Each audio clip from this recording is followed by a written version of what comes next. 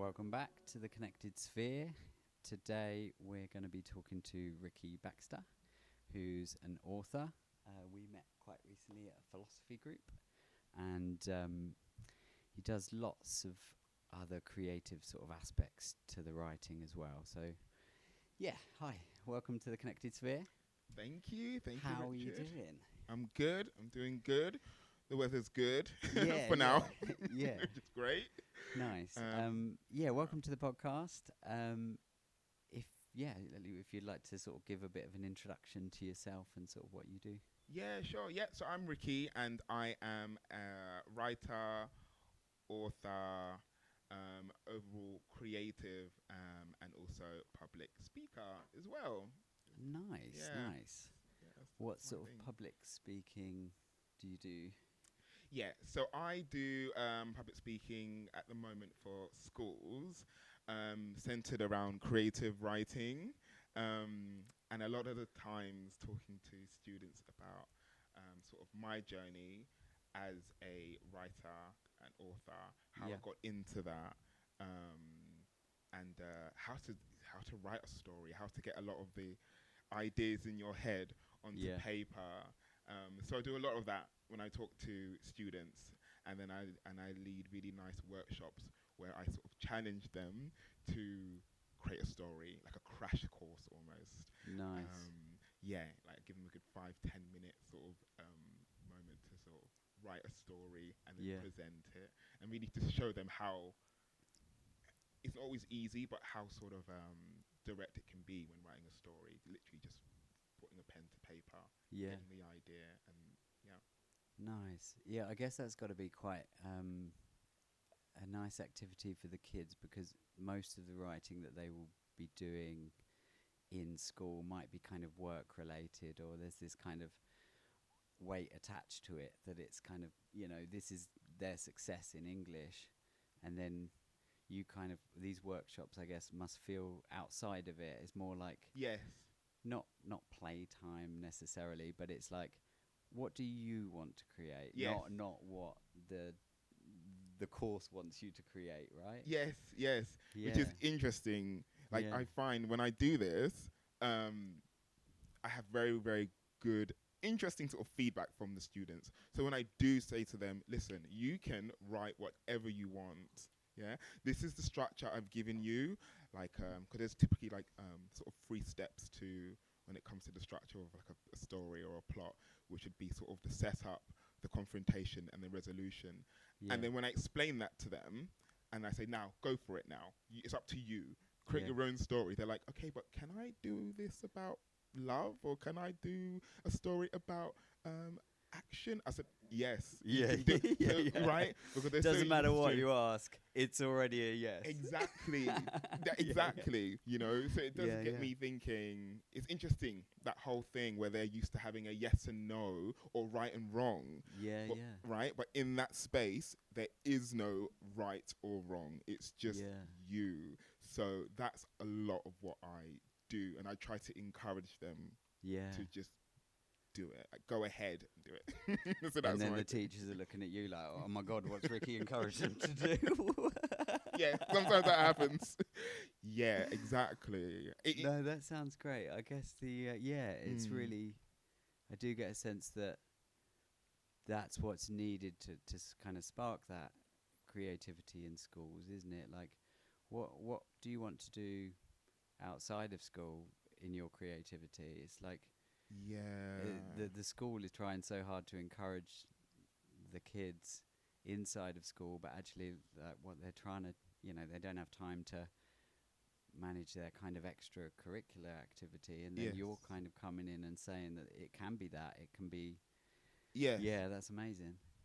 Yes. Nice. Absolutely. And I try to sort of let them know that this is something that is yours. It's not something, like you said, it's not something that you need to present to a school or to anybody. This Yeah, is yours and for your benefit. Because typically what I find is, especially when I was in school, yeah, I used to daydream all the time, right? Like a lot of children and even teens, like of course, do it, adults as well. But a lot of the times we would daydream and we wouldn't know how to put all of that onto some type of medium, right, format, we would just be in class, maths lesson, science lesson, and daydream about something completely opposite, if that makes Yeah. sense. I don't know if you've had this, but I was like, right? Absolutely, yeah. I You're was a daydreamer for yes, sure.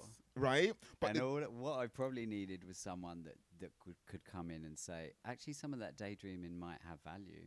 yeah, Like, yeah, yes, exactly. But instead, I know that, at least with my experience, it was very much stop daydreaming. But yeah, how do you stop? What do you do with all this yeah, yeah, going on in your head? yeah. So yeah, It's like trying to get someone to stop giggling, and it just makes them giggle more. It's just like when you're in that cusp of the giggle, like yes, yeah, exactly. yeah, You know, so that's my sort of purpose when I'm doing my public speaking and workshop. That is there to yeah, actually show them ways they can filter it out, so they yeah, can, one, listen in school and do well, and at the same time find an outlet for their imagination yeah. that can, yeah, essentially find ways to. I imagine once they've got an outlet for that imagination, it kind of, it becomes something that they do in their spare time, and then it doesn't become something that's constantly running through their head when they're learning. So, yeah, I could see it's definitely needed. Um, Yeah, yeah, what sort of, absolutely. are they coming to you with the ideas then in the workshop and sort of bouncing ideas off you and So that's another interesting one as well. I sort of typically I put them in groups of 3 or 4, where they can rely on each other to bounce ideas off of. yeah, Um, Again, I just set the groundwork for them, and then I let them go ahead, and then they can have a good discussion again. Have a good discussion, yeah, laugh, joke, be heated, and everything with their friends in the groups of 3 or 4, which I think is great, and I love that moment where I'm actually I'm just there observing, watching how they are forming things together. yeah, There are some interesting, unique students who will say, I don't need anyone to do this, I can do it myself. And I'm like, wow. And they will come out with something which is incredible. yeah, They wouldn't need anyone. And yeah, they will, and because what typically after that, after I give them about 5 or 10 minutes, they present to the class, right? And most of the time, students feel more comfortable when they're surrounded with their friends. So which is why I have them in groups, so that they can feel more comfortable presenting this story, right? yeah, But then I have there's some unique children or teens. They'll just do it themselves. They'll just say, right, this is the story. This lady once, she felt this way, and da da da da da, and it's incredible. So it's just great to just have them yeah, really displays their interest, their talent, and it just I love that. yeah. That's my purpose there. It must be quite inspiring for you as someone that's creating so much to sort of see. Maybe it's not the birth of the creative thought for them, but they're like watching that outlet grow, and it kind of is kind of teaching you more about the creative process itself, right? Yes, Um, yes, I always imagine that there's, that thing about like life imitates art imitates life, and mm, you're sort of watching that in process, which is quite interesting. yeah, Yeah, and yeah, so your creative journey started in a similar place at school. yes. Especially as a writer, I yeah. So a little bit about sort of my journey.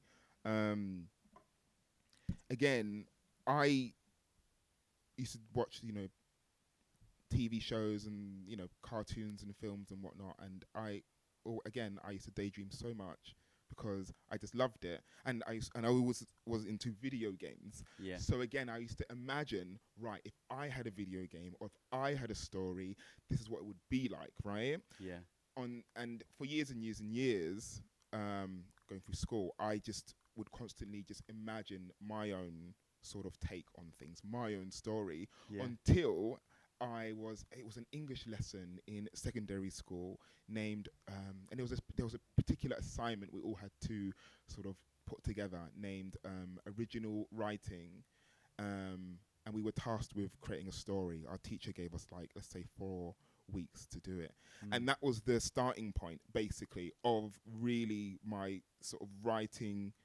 journey. Yeah. Because again, it was the first time I was finally able to have the tools to do something with what was in my head. And then that was where it started. And yeah, I wrote a story and it got like the best grade. All my grades were low. Everything like was like D's and C's and stuff. And this was the first grade that was it was like A star and stuff. Oh wow, yeah. And, right, and it was kind of like right, I can, you know, and it was I can do something. There's something that I'm really good at, sort of thing. Yeah. And even throughout the journey of writing, I found I was discovering more about myself as I was writing.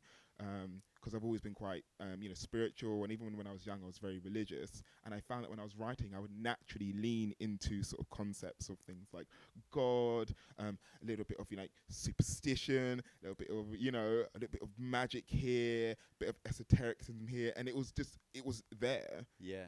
And it started there.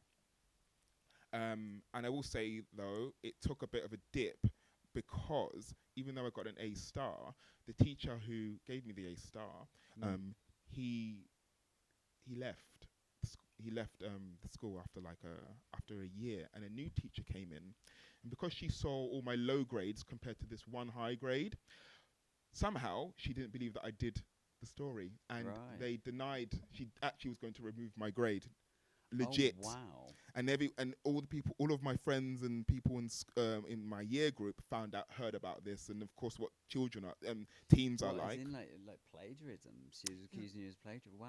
She said, well, I think he must have borrowed it or taken it from somebody else. He couldn't have done this, and that was really, really tough. Yeah. I was like, what? But this is mine. Eventually, we finally convinced her. This new teacher that it was mine. Yeah. And she apologized. But that said to me... Was it just by going like, watch this? Yeah, exactly. Check this out. Exactly. Well, I kind of did something like this because, I then showed her other books that I'd written since. I was like, actually, look, these are my other books that I've written on notepads and stuff. Yeah. And then she was like, oh, and I gave her time to read it. And then she said, oh, okay, Ricky, you're really good. You're really, really good. So I won't remove your grade. Yeah. I was like, okay, thank you. Thank you for not removing my grade. But that's when it really started. Outrageous, isn't it? To sort of go, oh, you've got the same marks in all of those. You must have across the board. You must be like that's... See? Yeah. Exactly. Yeah. How long ago was that? Do you mark that down to like it being a long time ago and schools are gradually getting better, or like how? I don't know how old you are. I'm not saying a long, long time ago. Yeah. Just like I don't know. It was a long time ago. I will say that. Yeah, for sure. That was because I'm like late 30s now. That incident happened when I was 13. I think we're a similar age then. Yeah, I'm 38. So yeah, late 30s. Yeah.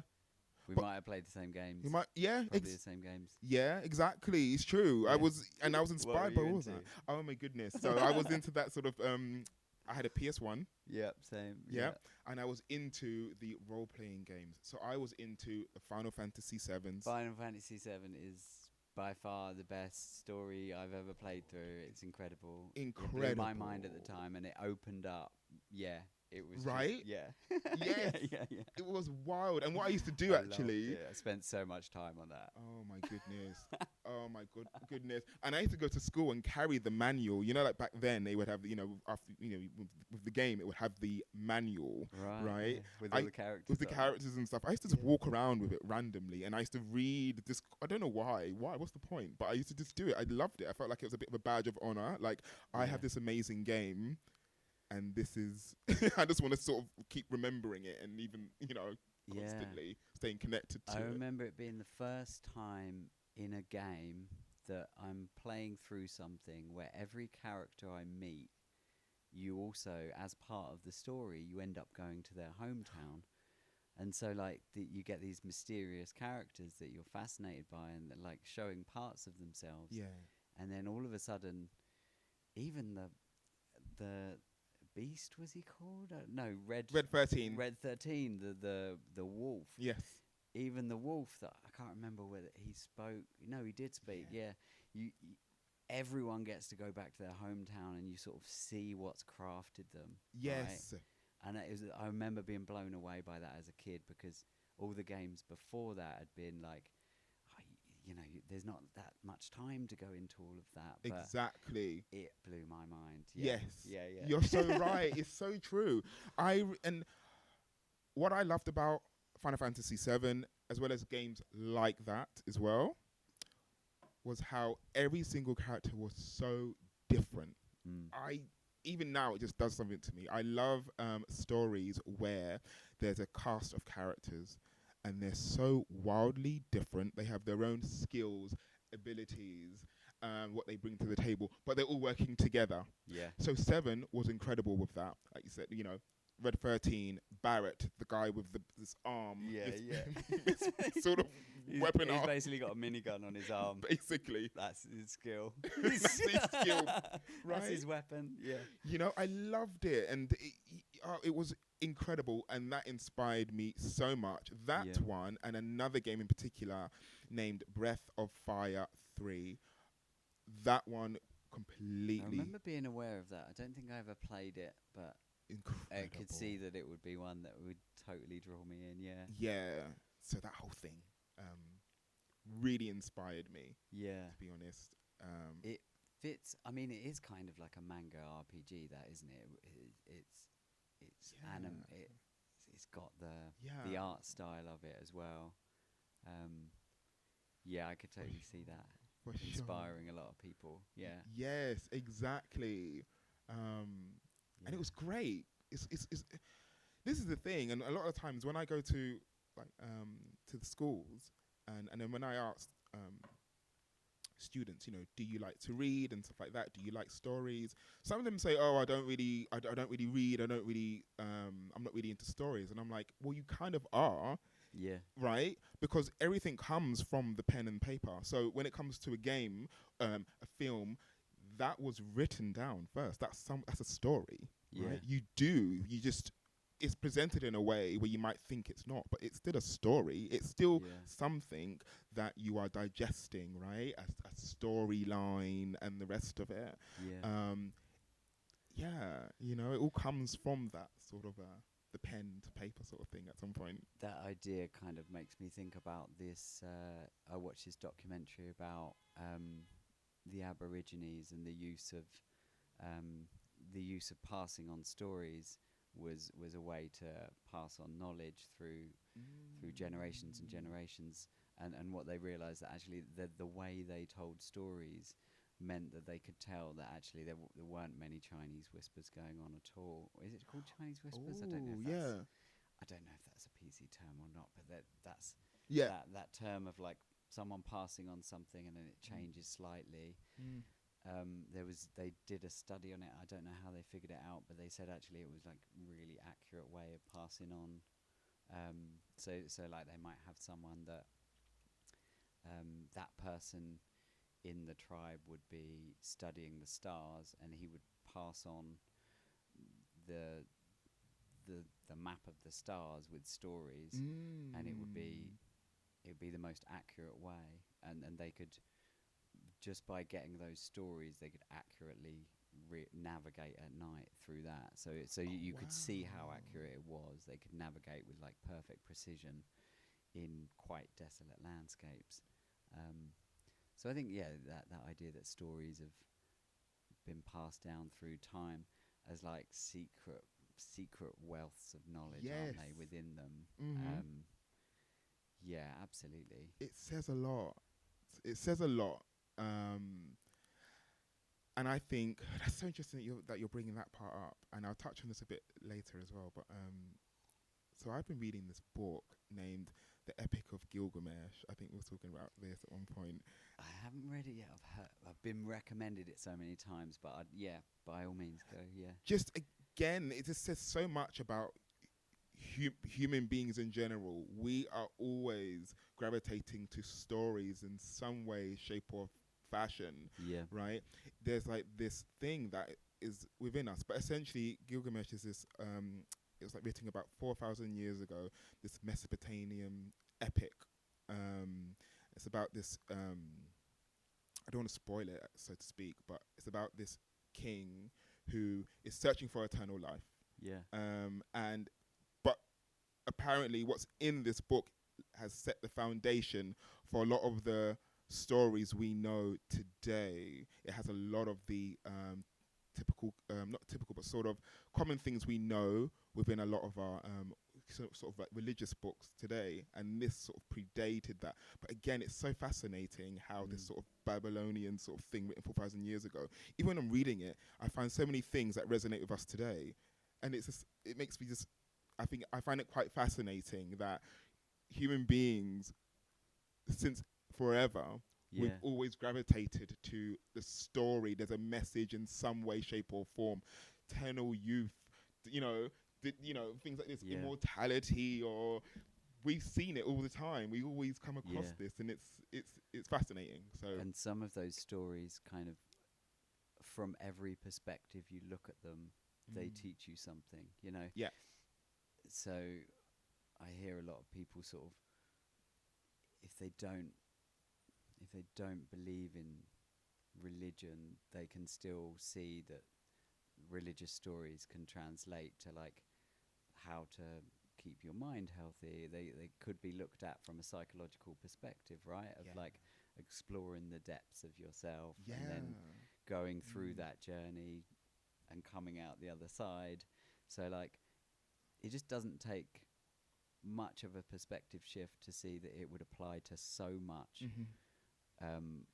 That I think people discount religion too quickly. Agreed. Or like, or don't kind of respect that the power of that story being relevant. Like, I think it's so true. Yeah, I think for people that don't believe or do believe, I think it can still hold as much knowledge in there. Yeah.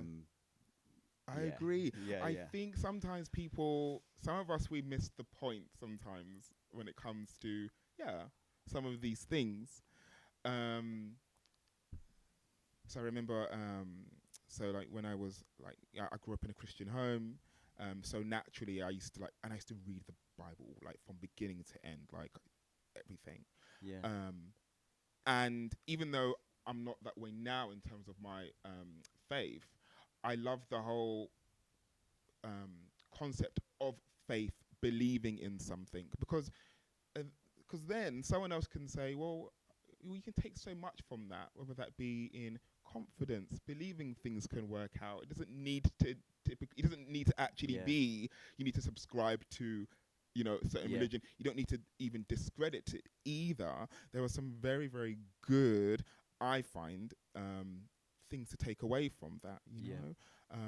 Someone can say faith, another person can say self-belief, someone can say confidence, someone can, positive thinking, and and it doesn't need to be faith that there's a cartoon man in the clouds version of that. It's just and also another thing I find is, if you do believe that and that works for you, then have at it, because when you think about it, we're all trying to like navigate this world, isn't it? Like as much as we can. If there's a tool that works, pick it up, use it. Like it's interesting. So I sort of appreciate this. There's also that thing of like, I think sometimes we get the intent of the writer. Like, I always think that whatever's going on in our subconscious, when we share stories, we get to visualize that part of the subconscious, and so it becomes like you're creating something from the subconscious. I wonder if, if someone does write a book and it just has the purest intent and the most love towards everything, and it's written by somebody that's like really feeling that, I do get a sense that as a reader you would feel that. You'd feel how it's written, you'd feel the excitement between the pages and between the words. Yes. So I guess that I don't know where I'm going with that. Yeah. It's so true, because I find that when it's so, and I think the more you read or even experience that specific creative's work, you get to see certain themes. So, or even if you have created something yourself, not just one piece of work, but multiple pieces of work, right? Yeah. You often find you're quite surprised by what you've produced, certain things that constantly come up, that are brought up. So I found that when I'm writing, so I have about 11 or 12 books, right, written over years and years and years. And I find it's very interesting for myself, because when I'm reading back these stories to myself, there's always a concept of some type of higher power. Yeah. Always. I don't know why I can't escape it. It's like my almost internal, some compass somehow. It just always goes to some sort of higher being, something, whether it be gods, whether it be something mysterious. I always have a concept of friendship. And then I also find that I have almost the absence of certain things too, which I find quite interesting. Yeah. I don't have much strong sort of emphasis on love in my stories, which I find quite interesting. It's like it doesn't exist. It's not even a thing. The main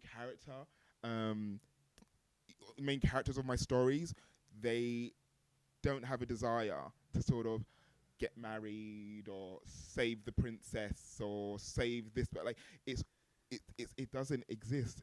It's very interesting, and it causes me to also think about where does that come from. So can you sort of, I mean,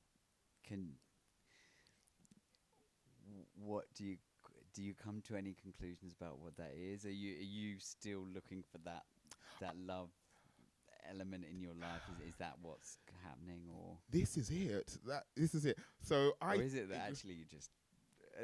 I get it that some people, that it's not their focus. Like, it's just not. But this is the thing, Yeah. Richard. It's so wild, because for me, like love and that stuff, that's like a prominent part of my life, which is wild. It's always been that, However, I think I took some time to really think about it, for a good few years, and I think I'm writing from a place before we had the conditions of this sort of societal conditions on us, when we were just young, and before, and I get it, when we're young, we still have sort of things like crushes and whatnot, but I've noticed when I'm writing, it was almost before even the desire for sort of love. I go to the almost bare bones, really young way of feeling, looking at the world, not thinking of, this love interest, almost before we had societal sort of expectations on us. I'm taken to that point. I naturally, in some way, have that in my story, or have the absence of That's a hell of a perspective to write from, isn't it? That like youthful, kind of romanticized view of the world, but just that like before they've experienced the world. Yes. And that excitement for it. Are you writing about like that excitement building, or like? Right. It's a good point. It's even before that. It's more to do with everything else in terms of, and I guess I can only touch base on how it was for me when I was young. For me, when I was young, it's very much like, I'm so happy with my friends. I want to make more friends. It wasn't, oh my goodness, I want to be with somebody in my life. Do you know what I mean? Yeah. Because when we're young, it's kind of like, okay, I want to play. I want to, right? I want to see my family. I wanna go here. I wanna go visit this place. Yeah.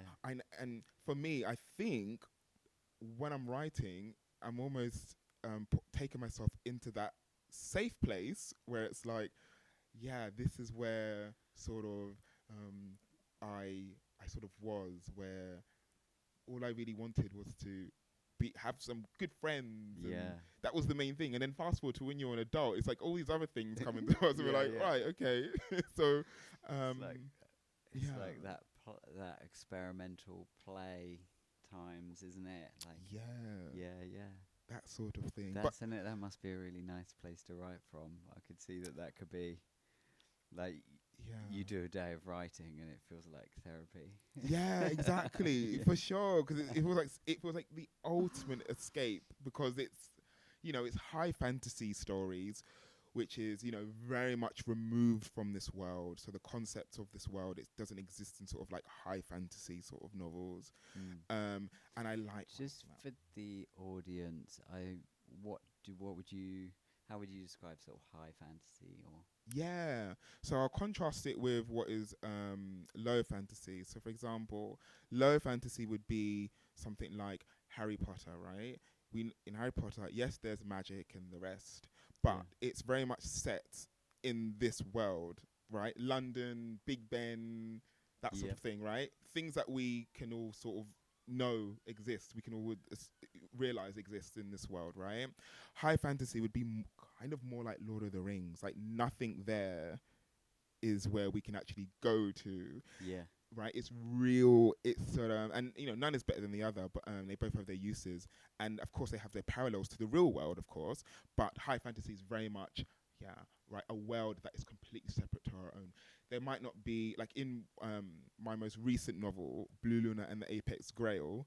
It's there's a blue moon, not a white moon, right? yeah. So in the world of my novel, yeah, it's inhabited by gods and goddesses, and it's a blue moon that orbits the world, and it's governed by a goddess. So it's completely something that is removed from sort of where we are in this world, sort of thing, the real world. Nice. Yeah, that sounds lovely. Yeah, I've definitely enjoyed stuff like that before, and yeah, I'm sure like Mm. Tolkien and stuff like that. Everyone's kind of encountered. Um, yeah, that sounds great. Yeah. I like the idea of writing about gods rather than God as well. I think it helps. I think there's almost this thing that gods can be different things, and they like Mm. to an ant, a the soil is God, and then Yes. beyond that, the sun is their God because it creates the earth that they're living off. So I think like Mm. having different gods, just there's something about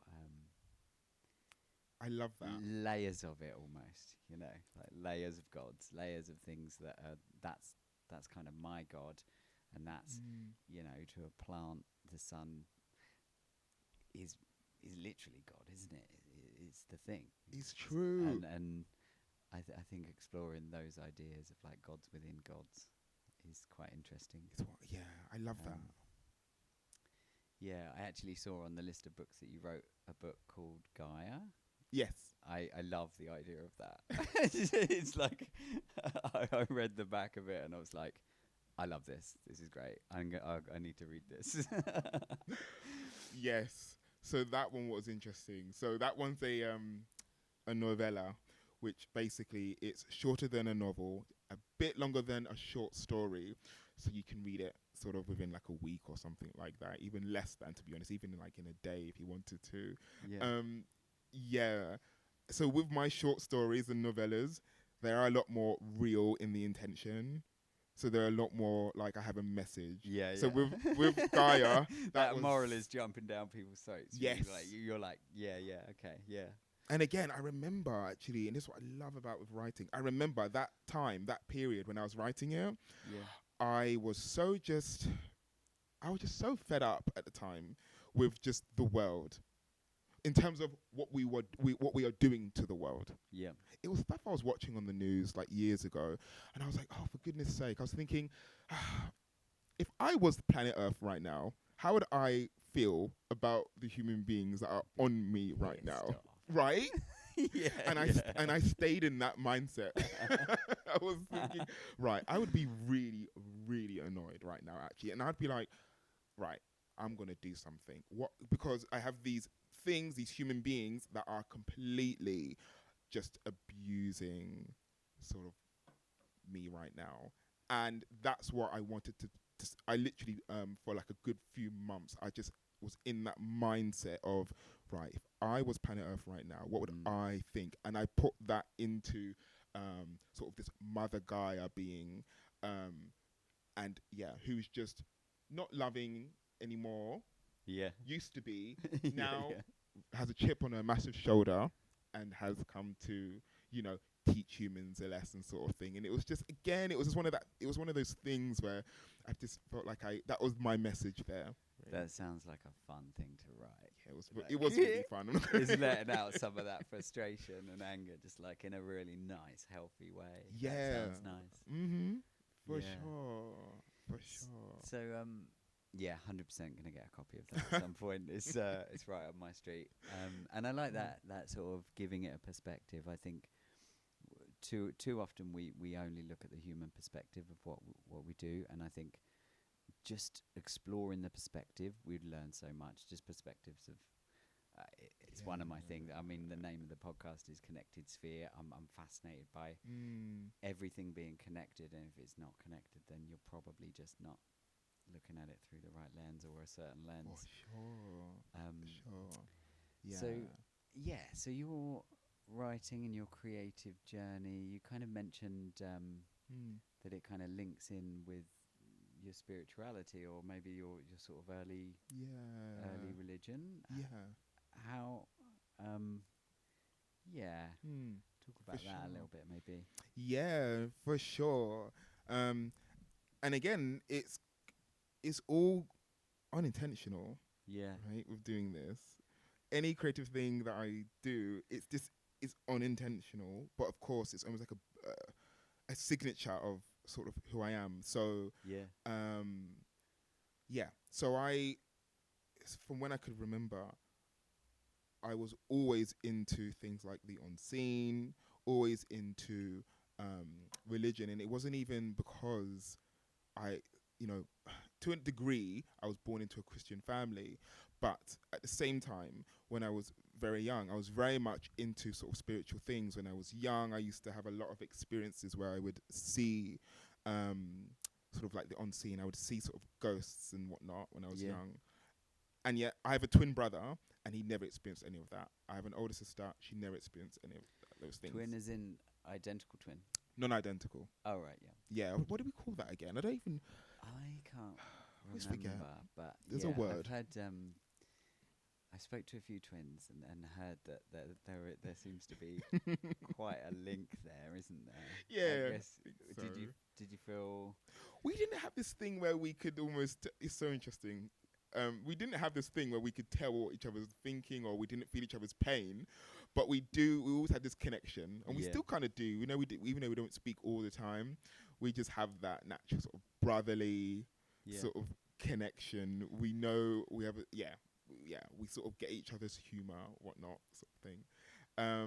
But then, for example, he's never been spiritual, never been to into that side of things, whereas I have.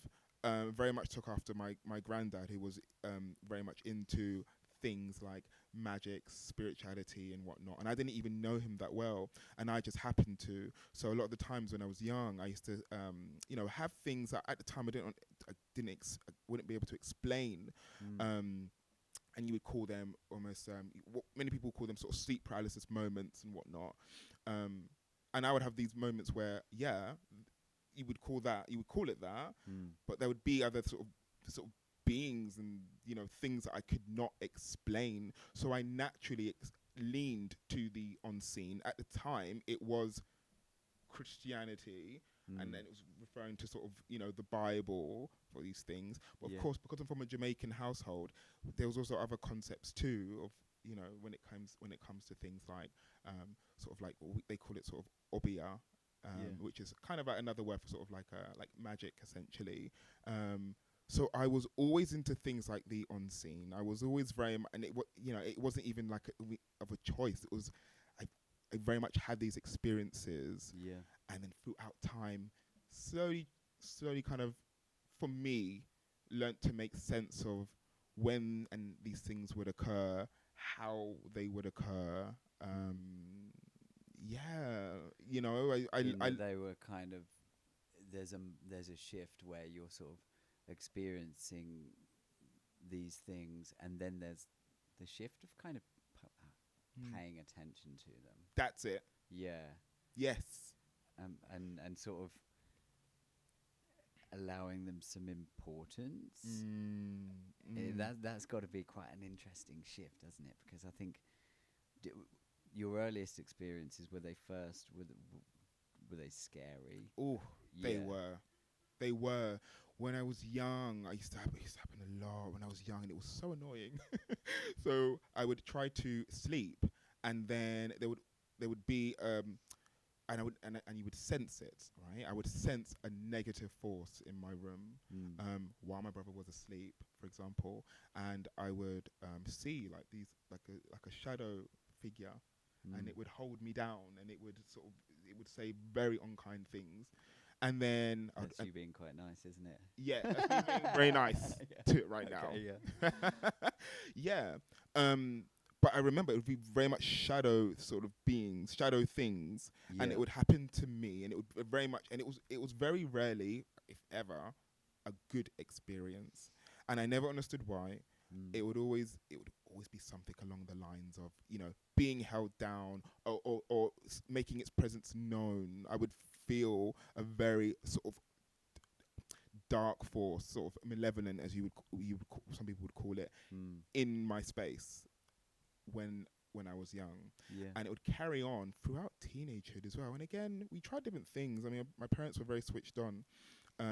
We tried different things, the holy waters, tape measures as well. It's meant to be one thing. Tape measures? Yeah, because they have numbers, with on the tape measure, Yeah. right? They've got numbers Yeah. that's supposed to ward off any unclean spirit, because it reminds them of sort of what the Bible, in Order. yes, order with numbers.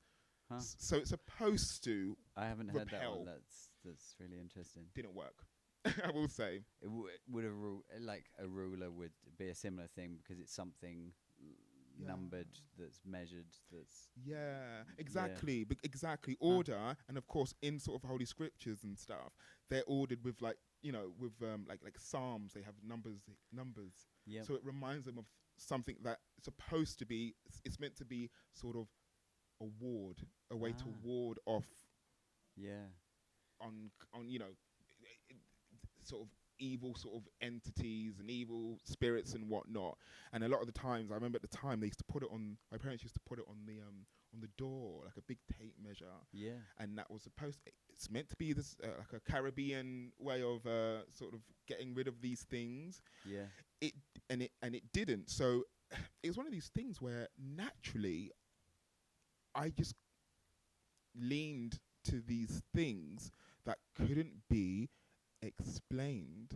And I found personally I found over time certain triggers for this, when these things would happen, and I think why. I found naturally there was just when there's a lot of negative energy, that's what would bring these things, and I think I would just pick it up for some reason. Yeah. Right? At the time, my parents were, they're not together now, but at the time they were very much in a up and down, very tumultuous relationship, which brings negative energy. And I believe that I was just picking that up. Yeah. I was picking that up, and I find that in stages of my life when I'm incredibly stressed, and there's a lot of stress and a lot of just real sort of down feeling, like low level sort of Yeah. thinking, then I might get an experience, and it's like, this is the reason why. Like, Yeah. you know, Yeah. you know, Yeah. Like you experiment enough with it yeah, to this point that you know what keeps it away. You know what? Yeah. Yeah. No, I get that. I do think certain kids are more in tune to something. I have this idea. Well, it's not. It. Yeah. I'm open to this stuff. I could see that being a thing. I got night terrors a lot as a kid, and they were really common. And some of them was the thing of being held down. A lot of them seemed to be sort of things in the room that I'd be running away from or I'd need to escape from. Um, but yeah, as I get older and I sort of pay attention to how to deal with it, it's way less frequent. Like I don't think I've had the sort of visual side of it in about a year. That's a really interesting conversation. It will come up at some point on a podcast, but yeah. So it's sure. that's interesting that that's happened to you. Did did it when you did? Were you able to talk to family about it when it was going on? Then was that like when you spoke to them, they say, "Well, we know what that is." Yes, Yeah. yes, because it's very and this is very interesting how cultures work, right? It's very common in the Caribbean community, these things. I'll say, and I know in many other cultures as well. But yeah, Yeah. they knew. They didn't know why, but they knew. So I didn't feel like I was, ever sort of like, saying something that they didn't understand or something. They never said, "Oh, just go back to bed. It's nothing," sort of thing, right? That I would give it. I would hand it to my parents and this family, like. They just knew what it was. Yeah. I'm sure some of them had experiences as well growing up as well. And it was just one of those things where it was just common knowledge. And like I said, especially like as I got older, I found that like my granddad was like heavily into this sort of stuff. So it's one of these things where that it helped that in some ways because they had knowledge of this, I felt listened to, which is good. Yeah. In some way. Definitely. They had their own ways of trying to stop it and try to sort of like figure out what these things are and stuff like that. They had their own sort of ways, but I think because I was talking to sometimes I say to a few people about this when it comes to these experiences and whatnot. When someone sort of leans to sort of things like spirituality and stuff, it's not a case that someone has told them to think this way, right? It's something has happened, an experience has happened, which has caused them to, which means, how would you put this? Which essentially means or causes them to just naturally be inclined to be in sort of lean towards sort of the sort of knowledge of spiritual things. People don't say that people who've never had these experiences don't typically say they want to be spiritual, right? Like, because it wouldn't make any sense. People typically, it's something that just happens to you, and you kind of like, if someone doesn't have that experience, then good for them, sort of thing, right? Yeah. A bit like, I haven't looked too much into it yet, but Jung has this idea of like synchronicities and like paying attention to synchronicities, and like that can be an entrance into kind of following that spiritual path, or even uncovering the for the materialists, like uncovering the subconscious that way. But that's a very visceral spiritual Isn't it? happening that you're talking about. And I agree. I think it's one of these things that if you don't need it, if it hasn't presented itself to you and everything's fine, then you don't need it. But if the experiences like that are happening, then it's too real to go back from, right? You can't just go, well, I don't believe it, because the people that have experienced it have experienced it pretty viscerally. Yeah, exactly. And it's kind of leaves. I find it with these things, it leaves a footprint because once again, tying into the sort of creative side of things, Yeah. in my creativity, it shows up, right? It kind of again, the whole concept of gods, unseen things, even being positive. Like a lot of my again, like, well, a lot of my stories, especially when it's the sort of real high fantasy ones, yes, they have moments where they get a bit sort of dark, but the whole journey is to be happy, is to be sort of positive. You know, again, when I read back up my things, I'm like, okay, so why have I included that again? That whole thing of, you know, an element that I found in my stories is a lot of like the characters in my story, they want to be happy. They want to be at a place where, right, they don't want to be in a space that makes them feel negative or a negative space. They want to be in a place where they feel comfortable. They want to be in a space where they feel happy and positive, sort of thing. And again, I think it ties to certain things back to sort of like throughout my journey since like when I was young and stuff like that, and my whole thing of like, right, I want to be sort of happy. I want to be in a positive space. I don't want to be in a negative space, sort of thing. Because this is what would happen if I'm in a negative space. Right, these sort of night terror things would sort of happen. Right, so I do think a lot of the times our creativity is almost speaking to us as well when we do it, when we create that. If that makes sense. Yeah, definitely. Do you feel like I guess focusing on the happiness is great and the positivity. Do you feel like there's kind of a need to go through some of that darkness or feel some of it or sort of pay attention to it to learn what it is and understand it? I think jumping to happy all the time, I think jumping to that maybe too soon, I find it's not like I find that difficult, but I feel like my journey's been that I need to sort of be able to experience both, but then ultimately, that's the end of the arc where you come out and you're like, right, I'm ready for the happiness, sort of thing. Exactly, because I made it through the storm, sort of thing. Right, and I can appreciate this happiness, but it's so true, isn't it? Because I think, like it's not. How do I want to say this? It doesn't. I don't think it exists to have pure happiness all the time, right? As a human experience, I can't imagine what that looks like for us. I do. There's a concept I came across the other day named they called it toxic positivity. And it's that whole thing. And when I came across it, it really sort of spoke to me. I was like, that's it. Which is basically, in a nutshell, it's that person who disregards anything that is remotely sort of like just a little, it is what it is, sort of negative. They just they don't acknowledge it. Which in turn, it's not real. It's not authentic. And a good example of this, for example, of toxic positivity is, let's say you go on holiday and you have a horrible experience. Let's just say you go somewhere, it was horrible. The people weren't nice, the food weren't good. It just wasn't good. You can't lie to yourself, right? And you say this holiday was horrible, and then you come back home, and then you see a friend. Let's say you see me, and then you say, "Hey, Ricky, I went to this country.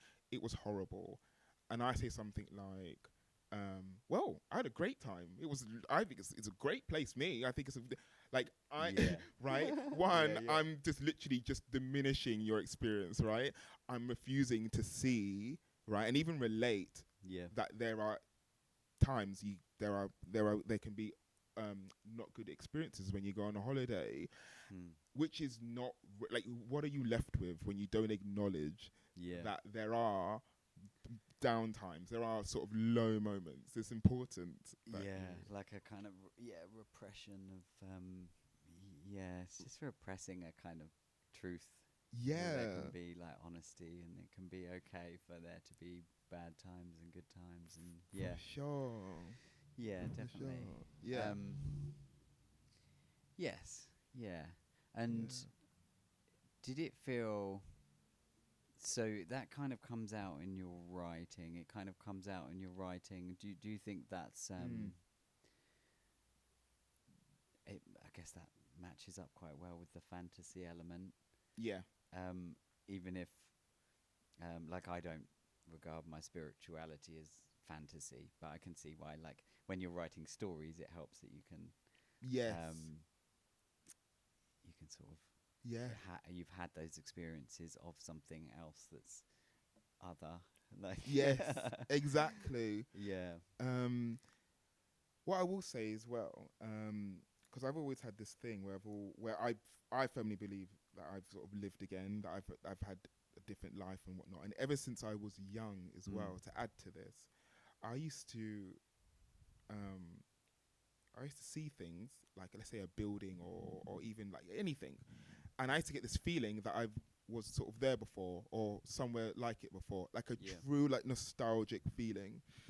Um, and even to this day, when I get that feeling, I feel like I almost want to go back to that place. Like I almost like that was like my home, and I'm away from it. yeah, And I've had this feeling ever since I was young. Interestingly enough, it this feeling comes out the most when, and I don't have my piano now, but I also used to play like music, like the piano for years and years and years. mm. When I am and when I used to make a lot of music, especially my own sort of original songs, Mm. it would almost it's the weirdest thing. I would feel like I was connected to where I felt like I was at home. I don't know why. It would be a melody, it would be a chord, it would Yeah. be a chord progression, and it would make me feel like, oh wow, this reminds me of when I used to be somewhere else. I don't know where. And again, it's just that thing where it's I'm not doing it intentionally, but it's just this is literally coming out where I feel Yeah. like it's something spiritual is basically happening, where I feel like I'm connected Yeah. to something. Again, I don't know what it is, but it feels great. I feel like I'm learning more about myself, and you know. Yeah. A lot of musicians say that that's how it can feel when they're creating music, right? It feels like they're standing out of the way, and it's like something's coming through Mm. rather than something's coming from them. Right. It's like coming through. Mm. Yeah, I wouldn't be surprised if a lot of our creativity is. I mean, for people that are very in the material and the scientific, then that also makes sense, right? You might need to be in a certain calm, and then you're in a certain state Mm. to allow that creativity to come out.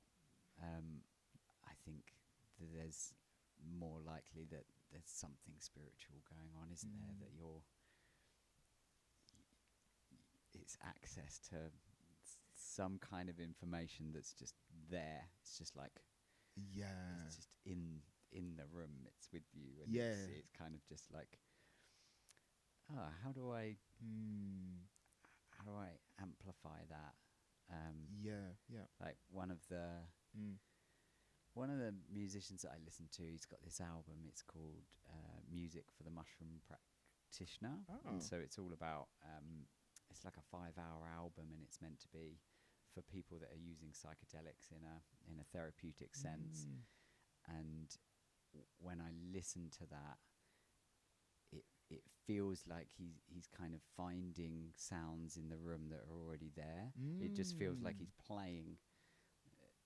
You know, Oh wow. you know that you kind of feel the next note. There's no expectation to the music, so it's but but it makes sense that next note is there because that is the feeling. Oh You know, that is the wow. feeling of calm. Yeah. Um, Wow. yeah. Cool. So Mm. would you say it feels different when you're creating music compared to writing? It feels very different to Yeah. you. You know what? It's almost like I'm tapping into another side Yeah. of me that's not quite the same. Yeah. When I'm writing, Yeah. it's definitely this thing of I'm escaping to this other world, right? Which is what I love. because it's sort of, yeah, again, it's completely removed from this one for the most part. Yeah. But then when it's music, there's another intimate setting. It's another intimate feeling. It feels so intimate where I feel as though I'm connected to something that was always there with me, Yeah. but I didn't quite realize or acknowledge. And again, there's no words because it's just music. It's just pure emotion and feeling. Yeah. So that's how it feels. There's a slightly different sort of process and feeling when it comes to that. When I'm doing music, there's no words, whereas when it's with writing, it is all words, Yeah. and I'm painting essentially a world and characters with a message. Yeah. So I do appreciate both, but I feel just as connected. But it's fascinating with the music aspect because there are no words and it's just feeling. You're Yeah. literally if you're right, you feel like yeah. you feel like you're tapping straight into the core. Yeah. It's like this feeling beyond words. Yeah. Yeah. Right, which is again for myself and my spiritual journey, it's incredible. It's that whole thing of almost like getting to know more about you, like, right? Yeah. Who What's am I? what's underneath the thinking patterns? What's underneath the we know we have a certain amount of conditioning. We know that Yeah. we can kind of shut that off and we can get into these meditative states. But I guess when you're in that creative space, you're going underneath the thought, and you're good enough at playing the instrument that you are getting to express the ineffable, right? Yes. Like the thing that it's almost impossible to describe. It's like I remember this nice quote that said like we're like the internal flame. We're like the internal flame Wow. that's inside us. That's kind of always burning, and we don't really know kind of how it feels to be that. Or like in psychology, they might say that like you're the observer, right? We know we're not necessarily the body. Yeah. We're the observer of the body, but we're the observer of the thoughts, and whatever that internal flame is, you might in religion they might call it in Buddhism maybe they'd call it a soul, or in certain religions they'd call it the soul. But that's like Yeah. I mean, it sounds really simple now I'm saying it, but playing from the soul, right? You're playing from that part Yes. that and because you're playing from that part, you get to learn what that part feels like. Yeah. For sure. You get to learn about what that part is. Like, that's It's wild, and I love Yeah. that sort of experience. Something happened again when I used to, and I'm still gonna, and I'll still do it again when I get my piano back. But I remember the last time I had my piano, I dreamt in my dream, and then the same thing happened to my friend, one of my best friends. In my dream, yeah. I heard a song, and clear as day, I could hear it. I had never played a song like this in my entire life, and the chords were beautiful. Like, it was amazing.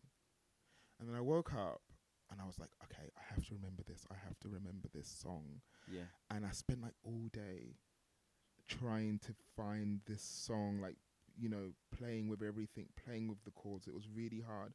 But I found it in the end. And when I finally found it, it was like, yes, I got it. And I finally understood when other musicians, when they get it right, when they get that hook, they get that sort of chord, and it's like this sort of eureka, sort of jump for joy moment.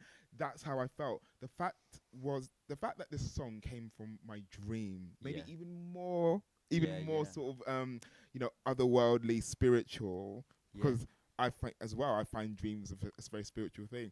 So again, I was like, oh my God, this song from my dream world, I've now have taken it to life in the sort of real world. And that whole transition was incredible. Like, I just loved that. And it's like, where did that come from? no idea. Have you got it? Have you got it recorded? Is it something that you've sort of I wish I finished, or did. you've got? I haven't, No. no, because it was just on the piano and I didn't record it. But you know the, you know how I to make do that now, sound again. yes. Yeah. I hope I can play it again because I haven't played it in a while. But I remember the song. Yeah. It's like I remember it. It's like so I know how to play the song again, and it's lovely. And when you put it into the real world, I guess I mean that must have had. It sounds like it's had a lot of importance that you can just pluck something from that. Well, but did it play any further importance in your life? As in, it kind of shifted anything, or I guess it. Yeah, I don't want to define it too much. Defining it too much kind of takes the magic away from it. I know what you mean. Yeah, I can imagine pulling something from your dream can be like a big boost to hope, right? Like hope and faith and yeah, that sort of spiritual exactly. ineffability. Yeah. Again, yeah, because I know earlier on we were talking about, sometimes, why it's important to sort of not discredit things like religion and stuff because, and what's written in certain texts, because that was another clear example of there was something there. Yeah. I don't physically have anything to show at the time, anything to show myself, but I had faith, if that makes sense, that this thing will be created. Yeah. That was faith. It would be awful if it sounded awful. Just like, can you imagine? It sounds like Countdown or something. Like but no, I'm sure it sounded lovely. I don't think so. When it was Countdown, I'm sure. So yeah, the whole thing is like when it comes to creativity, and I know everyone has their own journey, their own, when it comes to creativity, and like, I do find that for me, I feel there's like a sort of inner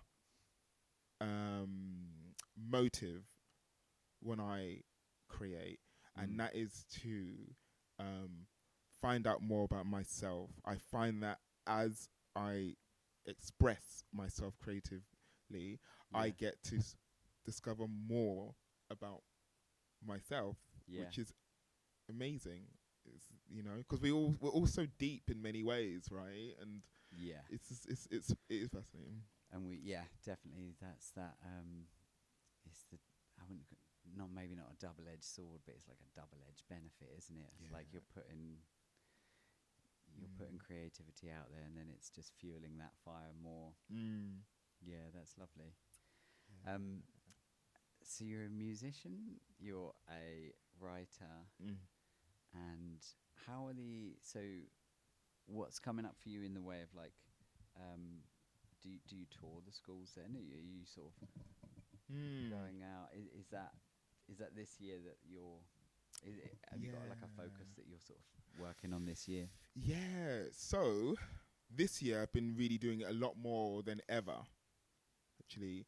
And at the moment it is touring the schools, and it's great because I'm at the point where schools like to contact me sort of well in advance. So sort of this year it's been quite a few schools that have contacted me.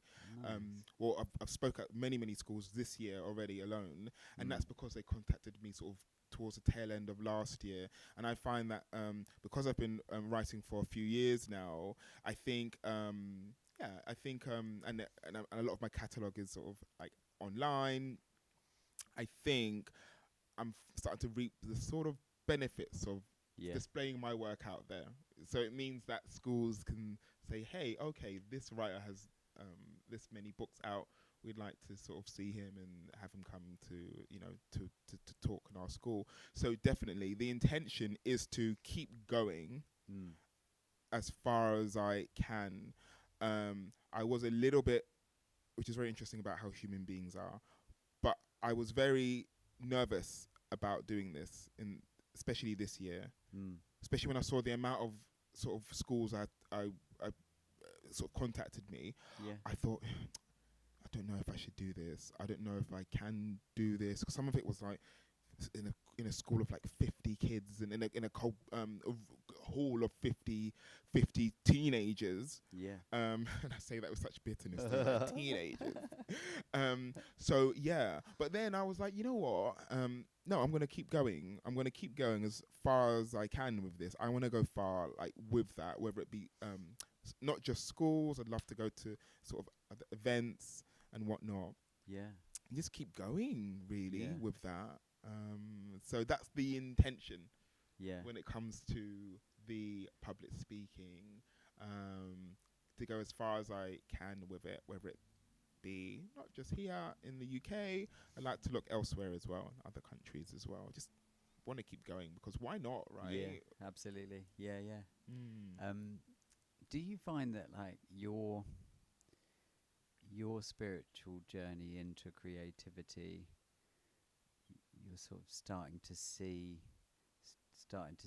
that in kids, in that Mm. I don't know, like what the themes that you might write about. Mm. Are you seeing that like kids are getting excited about kind of characters that are like themselves, and they get to, you know, Ah, yeah. Do they maybe see a bit themselves a little bit yeah. in that? I guess maybe the Mm. yeah. I guess it's too hard to see, isn't it? But I'm sure that's Yeah. kind of a not a similar journey. Everyone goes on similar, like different journeys, but Mm. Mm. they'll be getting untold benefits from getting to learn about themselves, getting to learn about how they write, and you know, the things that come up, and yeah, because it's a self-discovery age, isn't it? Like, It really is. yeah, And I think, again, yeah, it's such a good point. Because I think for a lot of people, even with myself, sometimes when I'm writing, I might limit myself, yeah, right? Or even a story I might have in my head. I might think, could this be too out there? I don't know if I should. yeah, And again, I think it's because of, I do think sometimes it's certain things like certain conditioning we have on us mm, where we're a bit afraid, right? If I do this, yeah, will people dislike it? Will they really detest it? Would yeah, it be, would I feel a little bit ashamed if I was to create a story like A, B, and C, or have a character who is like this and that? And I find I've noticed that's something that I have to fight against, almost that sort of fear of yeah, creating characters that might be too out there, um, you know. But it's interesting when I've spoken to some of the children, because it's so different in this day and age now. Because mm, even when I was at the last school I was at, there were like a group of these students who took part, and they were openly, they made it very sort of kind of pretty much kind of clear. They were like, you know, openly queer, LGBT. They had the flags and all the rest of it. And yeah, I loved that because when I was in school, that would never be a thing. yeah, So the fact that, and then they took part, everyone took part, of course, in this workshop. I loved how they were able to express themselves with their creativity and with who they are. mm, And it was interesting because basically what I'm trying to say is, whereas I would at times would think and question, should I do something that's a little bit like this, a little bit like that? For children today, teenagers today, because they're so, in many ways, they have such freedom to express yeah, themselves. They have that capability. It's nothing to yeah, them, yeah, yeah, yeah, right? yeah, This is what's so interesting. So yeah, it is wild. I still have a lot of time. A lot of the times, I do try to create characters that people will like, you know. But it's like a feedback loop with society, isn't it? You're in that feedback loop of, you create something where you think maybe, oh, you know, am I going too far with this? And then you're getting the yeah, feedback of acceptance. yes, So it's just constantly bringing y- your your creativity out, no matter what how yes. you might perceive society is. You're actually getting that feedback and just going, yep, that's totally fine now. Like everything's just, yeah, Exactly. Exactly. You know? yeah. We get to update ourselves, I guess. Yeah, yeah. Yeah, For sure. For sure. So that's sort of what, again, a lot of the processes of when I'm writing, I'm having to take myself back to when we were all young, Yeah. before we had those reservations, like, oh no, if I do this, da da da da da. I find that again like a bit of a gift and a curse or a double-edged sword. The older we get, Yeah. and you know, the wiser we get, and all the rest of it, I think at times we find that we have a lot of limitations that have been placed on us. The older we get, so at times I find I have to remind myself, okay, Ricky, you know, no, fight against this bit. You don't need to accept this sort of fear anymore. Yeah. You know, you don't need to worry about other people, what other people think. Back when we were young, Yeah. you would just do something. When you were I a mean, baby. we're a similar age, and I remember. Yeah. I think there was only like one person in my whole school that came out. Right. And it's just a totally different time, isn't it? It's like Right. that school pressure, and it's that's interesting. That must be a fascinating journey. This sort is of getting it. that, getting that sort of instant feedback loop, and I guess you get like there are still things that people are being discriminated against with, so there'll always be something like that, and in fantasy that can be, you know, you're discriminated against because you're the demon. Yes. So it doesn't even need to have need to have a topic to have the morality of it, does it? It's like in 100 years time there'll be something that's the thing that isn't accepted yet, that's about to become accepted. Yes. And we'll always be on the cusp of that, so that these stories are kind of timeless in doing that, and it's still timeless in showing us how we work through that. Yes. Yeah. It's so true. I did want to touch on what you just mentioned. So in the book I have, Blue Luna and the Apex Grail, there's a character that almost everybody loves, right? So I have the main character named Luke. He's, you know, not typical, but he's a very shy child he's the hero basically, and he wants to save the world. He makes friends with this demon. This demon looks like a vampire. No one can actually pin down who this character they tried to put this character into a box. So they call him a vampire.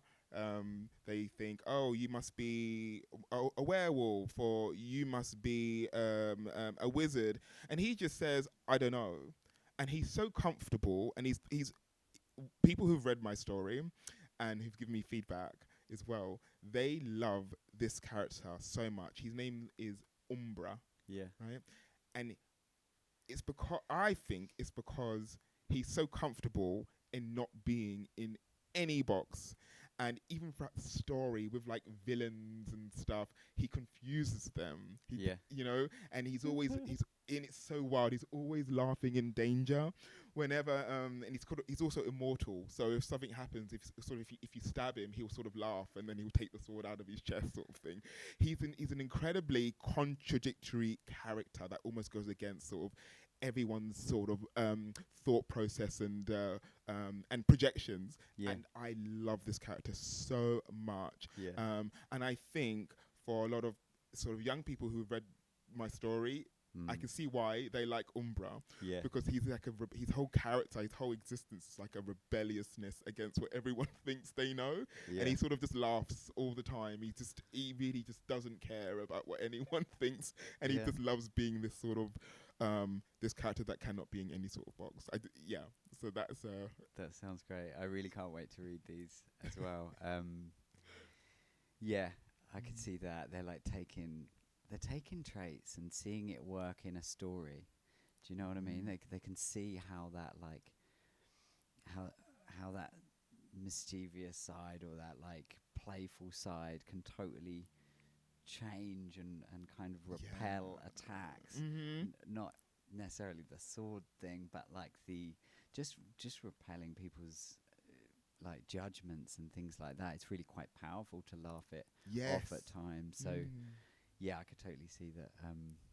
You know, kids reading through the stories are kind of going like, that's how that side of me could exist in the world. You know, that's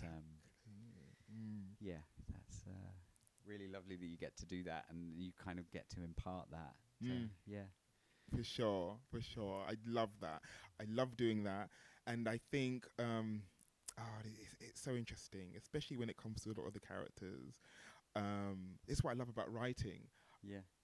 You can impart parts of yourself, parts of what you wish to be, as well, and create whole characters from that, Yeah. and celebrate them if, however you like. You know, I one of my really good friends. I used to live in Japan for a while, Mm. and I used to live in Japan for about 2 years. And when I was there, I made friends with this lovely girl named Aurora. So we were both English language teachers, Mm. and this new friend of mine, Aurora, she was perfect in terms of her teaching style. Um, she was very attentive. Mm. Because they have a whole rating system like in Japan with if you're a good teacher or not. Because if you're not very good, the students rate you like 1 out of 5. But if you're very good, Yeah. they give you 5 out of 5. And she was always getting 5 out of 5. And it was like she can do nothing wrong. And we became really good friends. And she told me that I used to say to her, Aurora, and her name was Aurora, and I used to say, Aurora, I just think you're so incredible at how you're doing things. You're settling into Japan very well. We both moved to Japan at a very similar time. Yeah. You know, you're speaking the language so well. Like, I just think it's great. And she was like, Ricky, and it's interestingly enough, she said, Ricky, I struggle a lot because everyone thinks I'm perfect, so I have a lot of people who don't like me. Mm. And that really really surprised me, and it was a bit of a teaching moment because I thought I was struggling in Japan because I wasn't picking things up quick enough.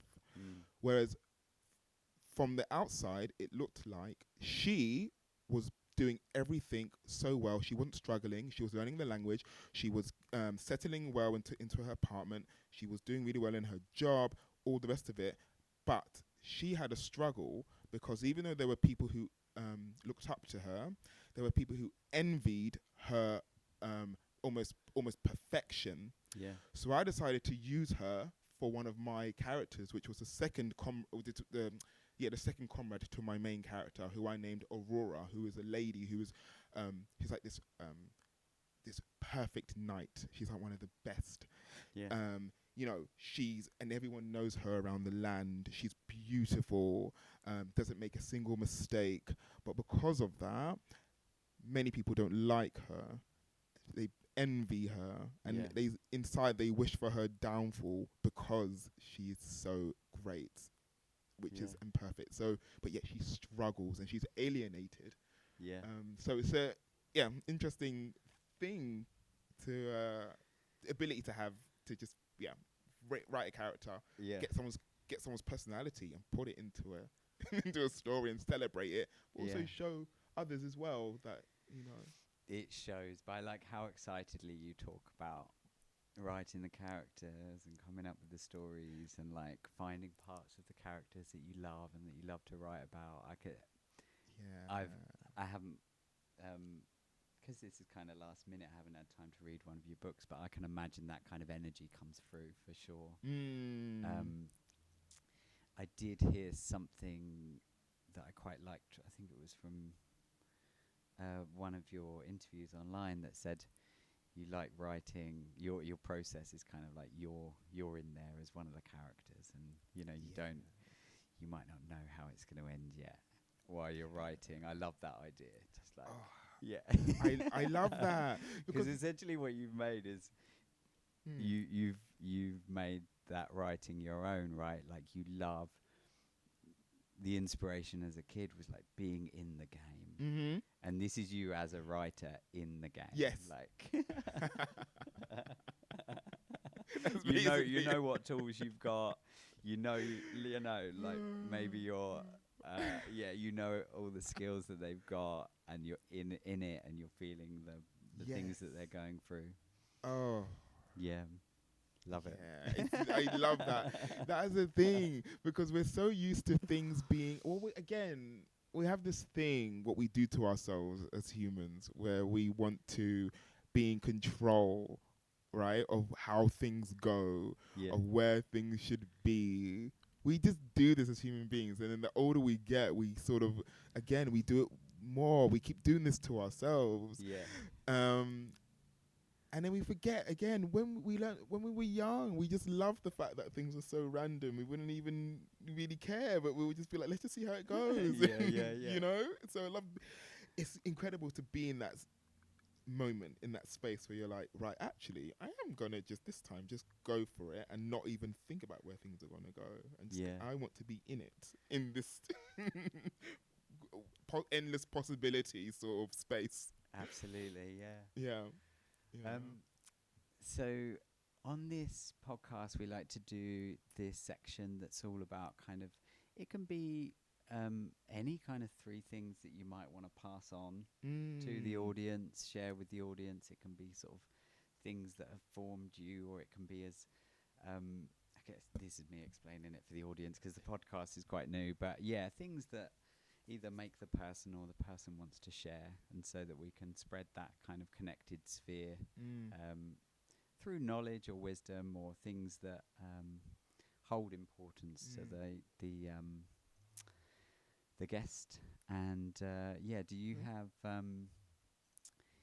yeah, have you had any thoughts about what you might like to share with the audience? Yes. Okay. So I would say the first, I want to say, one thing I'd like to share is buying a random book, as in literally, in practical terms, going into Waterstones, picking up a book that you would not have gone for at all. It could be anything. It could be self-help book. It could be a business-related book.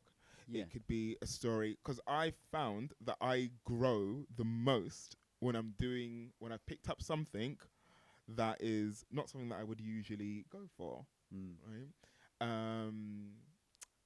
For example, I don't really have, I didn't have a shred of, what's the word, knowledge of sort of how to create a business and how that works. And I still don't really have that in my head anyway. It's not like an aspiration to create my own business. But for example, last year, I decided to go to Waterstones and just pick up how to create a business. And it was very interesting. Yeah. I was like, okay, so that's how it works in this country. Like, okay, tax systems, all the rest of it. Yeah. It was just very, very helpful to know. And I felt like I stepped outside my comfort zone. Yeah. I never know when I might need that information. And it was lovely. It was, again, it wasn't the same type of format of things that I would go for Yeah. in Waterstones or any bookstore. I love that. I love that because that can translate to lots of different things, can't it? So ideas within culture, I think people are so used to finding their ideas or the things that kind of confirm what they know. Yes. And to really explore, you have to find the person that you totally disagree with and then explore them. Yes. Just explore them. You know, if you come to the same conclusion after a while that actually I was right about that those ideas don't sit with me, but exploring all of the different sides. Yes. Especially ideas that you might find uncomfortable or that, like, I think that's how we grow. And sometimes it can just confirm what we know already more. But we get an idea of the other side. So I think, no, that's really important. Absolutely. Yeah, and I love the idea of just doing that in Waterstones as well, because Waterstones is such a visual place, isn't it? You've got all the covers, Yes. like the covers look great and they're so beautifully made, and you're like, oh, yes. Exactly. But it's it's so true. But it's also very like, you're so right, because in Waterstones, again, I have like this sort of routine. I know where I'm going. I when I'm in Waterstones, I know what floor I usually go to. I know what side of Waterstones I usually go to. But to do something completely contrary, right? Instead of going to the second floor, I'm gonna go to the third floor. I'm gonna pick up something in a completely random place. And like you said, you never know. Another quick example about that first, the first choices. I picked up a book a few years prior. Um, it was a book on quantum theory, Nice. which is all, that whole Yeah, quantum yeah. physics and stuff. And again, as you know, I consider myself very spiritual and stuff. So I didn't, at the time, I didn't know if it would be something that was interesting. I loved it. And I love quantum theory. I love everything that's come from it with the whole slit experiment, the many worlds theory. Yeah. And again, you find that you've actually learnt more about yourself and, right? Yeah. And and it almost, yeah, it ties into more of who you are. Like I felt now, I'm like, right, oh my God, this is actually tied into Yeah. me, into, Absolutely. And I think that picking up something that we don't know anything about and then adding that to our knowledge, we suddenly sort of realize how it pins into everything else. So it's just a constant state. I don't think anyone could pick up a book in a shop, a random book, that it wouldn't connect in some way to some ideas that they have, or yeah. So I love that. Yeah. Yeah, absolutely. I love that. And it Yeah. takes us, it can be a bit scary, but I love that though, because, That's a great tip. I like it. It's like, yeah, yeah. yeah, love you it. know. The second one is a little bit similar to the first. So I like to encourage many people, as well as myself, of course, to challenge yourself in a sense that challenge yourself to do something uncomfortable, something you're not used to doing. Like really challenge yourself as though you're in some sort of fighting ring sort of thing. Yeah. For example, I made it a point this year to go to a lot more social gatherings, social meetings, right? Whereas before I didn't do it that much because it would make me feel a little bit uncomfortable, especially when it's only me, right? It's nice when you go with friends or a friend, Yeah. but this time I made it a point this year. I'm gonna go myself to places, Yeah. and I'm gonna just see what happens. I might have an unpleasant experience. I might have a really good experience.